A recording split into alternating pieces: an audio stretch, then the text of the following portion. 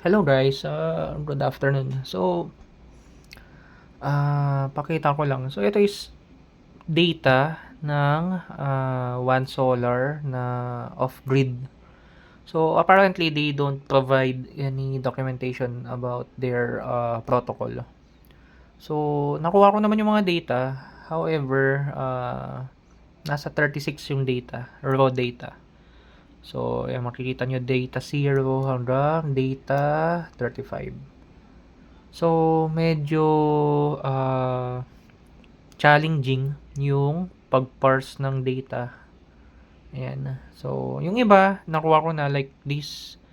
Ito yung input grid voltage, frequency.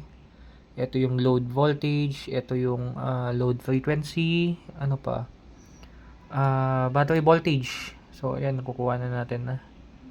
And SOC.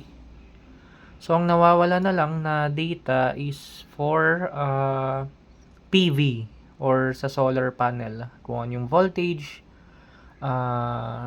power, and current. Yan. So, madaming data siya. Pati pala yung counter ng consumption and generation. So, ganito siya guys. Pag walang protocol na binigay ang manufacturer or supplier. So, one by one, kailangan ko i-check saan nga ba siya related. Ganun. So, kaya mapapansin nyo matagal, ang tagal or wala masyadong update dito. Kasi nga, wala akong test inverter and yun nga, yung data, paano ko siya correlate sa tamang tamang data. Yan. So, may iba na na-test ko, mali yung parsing ko, ganun. So, talagang nagte-test tayo. So, ngayon, with the help of one of our user, actually, dalawa sila. Pinadalan ko sila ng dongle to test out. Yan, ito yung mga nakuha nating data. So, ngayon, magpapahelp ako sa kanila. Compare nila yung value sa LCD compared dito sa 36 data.